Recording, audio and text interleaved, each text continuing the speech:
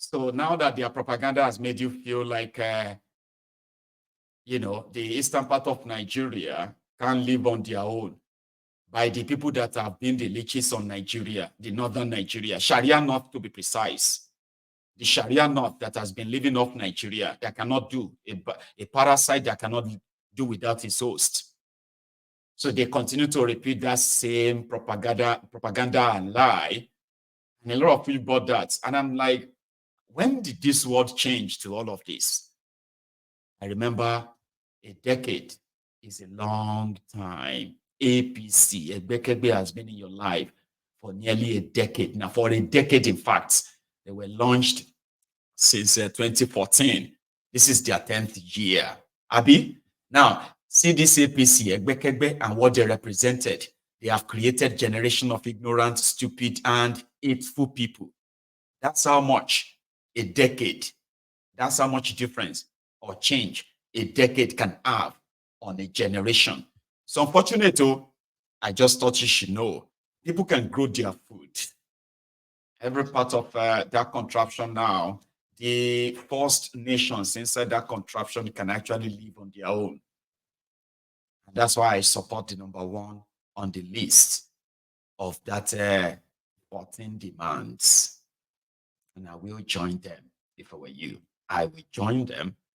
I won't blink and push to the point of getting that your trashy 1999 Constitution Decree 24, getting it burnt in public.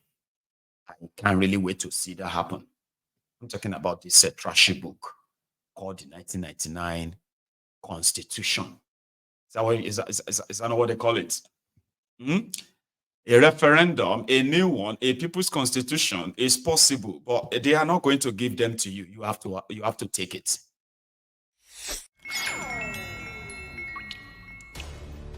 Ten things you never knew about the 1999 Constitution.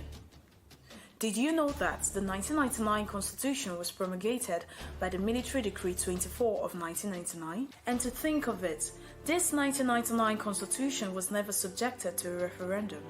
Did you also know that this 1999 Constitution was written by a selected few that never got the consent of the indigenous nationalities or its representation? Did you know that after writing the 1999 Constitution, it was hidden from the public until after the inauguration of President Obasanjo in 1999? Funny enough, this 1999 Constitution was not printed by the government press or any known printers in 1999.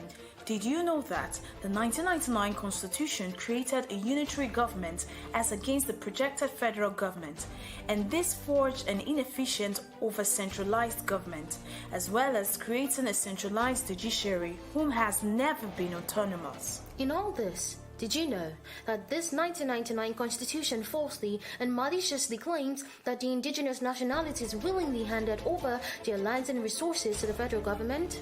And interestingly, did you know that the 1999 Constitution calls state governors chief security officers, but at the same time centralized all the security agencies and denies these state governors control over any of the security agencies? And finally, do you know that the illegitimate 1999 Constitution in Section 6, subsection 6C, absolves the government from liabilities regarding rights of the citizens as provided in Chapter 2, making this right not justifiable? This and many more are the reasons why corruption, unaccountability, incompetence, and insecurity are institutionalized in Nigeria. Just so you remember. And that is that. Somebody said that Mayegun love Igbo people. No, I love humanity. I do love humanity. Okay? And if you are human, for real, you will never feel comfortable if you know what I know. There are people that knows what I know, and they just feel like, oh, that's how it is, Jerry. It's a normal thing. But it's not normal. Because in my own book, right, I believe that when they came for the Shiites, There are those who didn't see anything because they were not Shiites. So they killed a lot of them. Then they came for the revolution now. They also jailed and killed some of them. Some of you probably have forgotten. Then they came for the IPOB.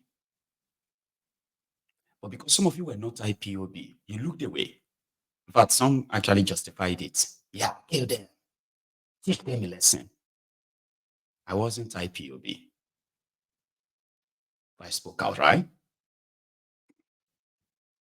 Then they came for those who were neither Shiites, neither IPOB nor Revolution Now.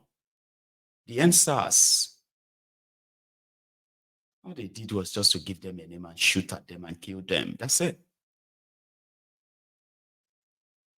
Then some people felt like they deserved it. Yeah, teach them a lesson. Then they came for my people. Last. They came for us, the Yorubas. And guess what? We all have something in common. When you look at those who defended Bukwari when he killed the Shiites, many of them were Northerners. They were Muslims too. But they were not Shiites. So yeah, they deserved it. When they came for the revolution now, Showore, the comrade, there were so many comrades who actually wanted them to be punished and killed and jailed. The one Showore killed, remember? What did he do? He was asking for good government, right? There were comrades who were like comrades too. They said, kill him. When they came for the IPOB, the Igbos, there were fellow Igbos that said it was the right thing to do, kill them. Very, very nonsense people. Very nonsense. They just want to cause problem for Igbo people. They supported the killings. So they came for my people, us, the Yorubas. Guess those who did everything to shut us down and shut us up there, rather. They were our fellow Yorubas. They wanted to be president of Nigeria. They didn't give a damn about what happened to Yorubas or anywhere. Keep it to yourself. Keep your mouth shut. You are not the only one suffering. You are not the only people being killed in Nigeria. Why are you screaming? Shut up your mouth. And when we won't shut up, they use the same tool they've used on everyone else. They almost killed Igbo, and they killed 2 people in his house. They came for us too. So this is why I speak out when I sense. That's why I said you will not know what I know. All right? And not really feel concerned or even get angry. It's not about the Igbo's love or anything. There have been people who have said that in the past, and I've tried to correct them. Don't live with that impression. I love humanity, and I'm somebody that won't keep quiet when I know something is wrong, because if I don't speak, if I look away, yeah, they will deal with those people. They will do this and get away with that. And the more they get away with all these things, the emboldened they become. And they will come for me too. They will come for you. They will come for you. You. Who's going to speak for you? And that's what we have to see ourselves as humans first. And I'm doing my best enough to I'm not saying you should forget who you are, but when you see others as humans first, when you look at a story, somebody has been affected by this hand of the oppressors, do not go and look which tribe, which ethnic, or which religion they come from. Look at what the injustice they've done to that person. If you decide to look at them with the lens of a tribe and all of that, you will be so wrong. So I don't want you to have that impression of me that I love Igbo people. No. I love myself. I love humanity. And if you have that character of somebody who is human, I will speak out. Even if you're not human enough. When I see injustice, I speak it out. It's not because I love you. It's because if I don't, one day they will come for me. Then who is going to speak for me? Anyway, thank you very much to every one of you. I was going to read our book today, but I think what we're going to do is that let's take calls. Okay, let's have a chat around this development so that I can possibly go get ready for later this evening as well. Thank you so much. And if you have to go, if you have to leave, make sure you like the broadcast, okay? Like it, share it. If you haven't done all of that, and then join us later. But if you're not going anywhere, the number to call is on your screen. Use it. It is a WhatsApp call only. I'll be receiving it on this end, okay? But let me stretch my leg, and I will be back. Thank you.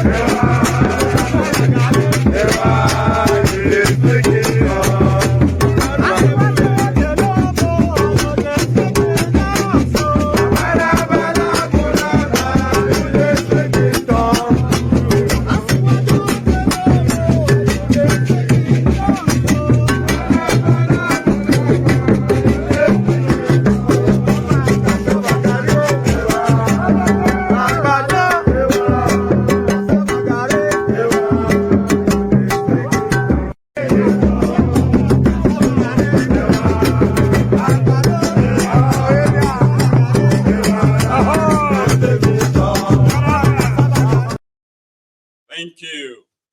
Thank you so much, everyone. Now, I have a caller, and I think we'll have a chance of having like a straight hour, or what do you call it? About 60 to 80 minutes call time. So let's get on to it. Hello there. Hello, Maegu. Hello, sir. How are you? Good afternoon. Good My name is afternoon, Christian sir. from London. Right. I'm so happy to thank you for taking my call. Actually, I've been following you for years, but never called. And I don't usually call because sometimes when you go to this afternoon, so that's good. yes, because I have seen quite a lot of things trying to go wrong. When you come to this kind of social media, you talk and then people don't give you the time to explain things, the way. So my reason for calling is if I have time, I will just explain this. Please. This demonstration or protest they are planning. Actually, Igbos could be part of it if it is done very well, if it is organized very well. Okay. And let me tell you how it could be well organized. Go on. Okay? Sir. Right. Sometimes in Nigeria, people always say politicians divided us into two tribes. They tell us that the problem of Nigeria is governance, and I disagree. The problem of Nigeria is diversity. Governance is a symptom.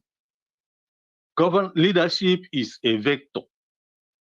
So when you don't diagnose these problems properly, you won't find the solution. the reason why NSAS failed is because of diversity, the same way Nigeria is failing. And if they go ahead to conduct this protest along the same line, it will fail. It will. Okay? So, you know, we are divided by what is called natural social laws. Natural social laws, there is a body of knowledge called science of taxonomy or classification in simple terms. Right. So these natural social laws divided us into what using ethnicity. Ethnicity is a unit of classification. Yes. That will divide people, that binds people together. It's like it put people in the boxes. Put them here. Yes, it binds people together. Classification. And also separates them from another one. Yeah. Mm-hmm. Yeah. So when we understand it that way, then we must then understand that the problem is bringing all these people together, asking them to have one common value, right, which makes it difficult. The problem why it is difficult to have a constitution that satisfies the every part of Nigeria is because of these diverse values. So if you go to the north, because their value is Sharia, they want to have Sharia. And if you come to the south, we don't want cattle roaming around, so we don't want anything to do with that. So now, if you are trying to make it's going to be like the clash of civilization. So we have different values. Yes. And these values are pretty much like this one has to be over this. No, this one has to be over this. And it will never work if it keeps that way. So this brings people. So if we understand it, because sometimes people say, oh, we are humanity, or we are this. No, the poverty in the north is the same thing as poverty in the south. No, it's not. You see, there are poor people here in England. That's right. In United Kingdom. The problem, the poverty, the cause of their poverty is not the same thing. It's not the same cause of poverty in Nigeria. So if you are bringing the whole country or the whole England and Nigeria together, it will not work. So in order to organize this protest, I suggest that people should first different boxes they put them. People, yes, they would, but in a way, it must be organized along those boxes. Right. So, in other words, let me put it this way. In other words, if the Yorubas, for instance, they could go to all the state capitals in Yoruba land. The Igbos could go to the state capitals in Igbo land. The TVs can go to the state capitals in TV land. Nobody should go to Abuja. Then you will present your own constitution or whatever your demand is to those at the state level. So when you are protesting along the state level, along the nationality, I don't see how the federal government will. Well, they may get interested, but like, don't go to Abuja. There are people who live in Abuja who can actually pull out tens of thousands if everybody comes around. No. The reason. What do you think? Yeah. The reason why I do not want people to go to Abuja is simple. Right. If you go to Abuja, it would be termed that you want to dethrone the Tinubu government, and then the power of ethnicity starts kicking in. Okay, so what you are demanding is for what is right for your ethnicity in your own ethnic background, in your own locality. And then, the federal government will not find it easy to have to respond because one, they can't send army to go and start killing the Yorubas. There are Yoruba soldiers in the army. They can't send the army to go to the east and start killing the Igbos because there are Igbos in that army. They will say, okay, why are these people protesting? So, but the state governors, the state don't have army either. So we are going to, then they can now tell them, look, this is what we want. Right. Until they accede to those things. Now, once you can get the leaders or your people in your area to agree to things, then that is the easiest way to bring down the constitution. You are actually like advising a bottom-up approach instead of a top-bottom approach. Yes. That people should take it from that grassroots, and yeah, it could grow to that of the national as well. But people should really take it up from the grassroots and make okay, I get you. Yeah, if they go to the top level, it will bring in what is called ethnicity. The reason why Ndume, because I was looking at I was listening to you earlier. The reason why Ndume is being criticized today is because when Buhari was there, he didn't say anything. So because he didn't say anything, not that what he's saying is not correct. They said everybody can criticize Tifnubu, right?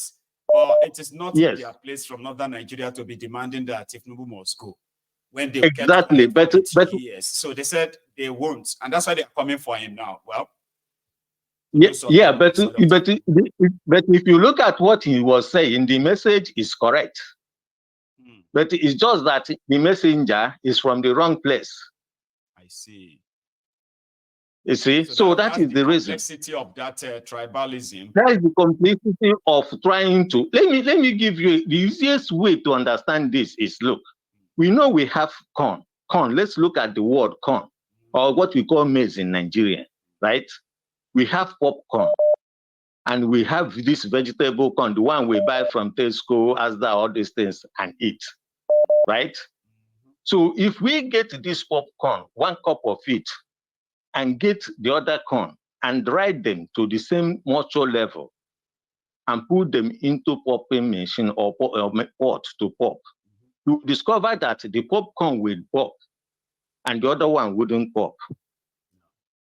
And if you keep on waiting for the other ones to pop, the popcorn they will burn. Okay?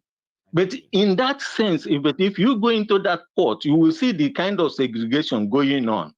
Because the popcorn will be popping and be going up, while the corn, the ones that are not popping, will be going down. So that will be called segregation. It's called natural segregation. So no matter anything anybody does, it will happen.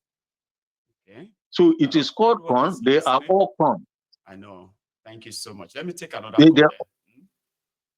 Okay, thank you. God bless you. I love your own angle of saying it. And no knowledge is really lost. Okay. And to those who are organizing this could be a chance for you to tap into 1 or 2 things that will really be useful. I will be doing more of that here. I have another caller. Hello. Hello, Michael. Good evening. Oh, good evening. Is that you, Paul? Yes. Good evening, Michael. Good evening, sir. It's been a while. How are you? Yes, it's been a while. I'm fine. How is the family and everybody? We are here too, Baba. Can't complain. Good to hear from you. Yeah, we thank God. Well, Michael, yet another one. I want to thank you for your consistency and your passion and energy you keep putting into enlightening and opening the eyes of a lot of people. Because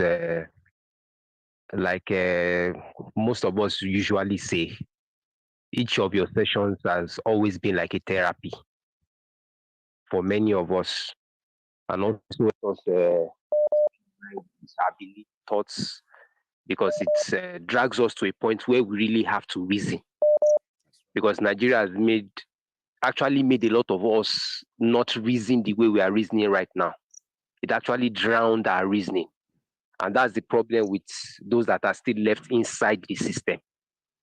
It is The entire thing is now like the film called the Matrix. It's like those at home are still inside the matrix, but we have been disconnected from that system. Well, Mayegun, you can see that the shit is about to hit the fan now. Smelling it all. You can see Undume is now everywhere right now, and they are doing wrapping to the people. deodorize it. Exactly. A senator like Undume is now trying to rap that he is for the people. Yes. He stands with the people. Can you imagine? Absolutely do. Now wants to separate himself from all the mess that they have caused. He wants to separate himself as being white, while the others are black. Mm-hmm. That is how sad. That's how sad everything is. Well, for the protest, Michael, for me, I like the energy. I like some of the items you read out from the list that you already did. But we need the energy, like you always say, Michael. Numbers count. We cannot discourage anybody. We cannot say what they are doing is not good.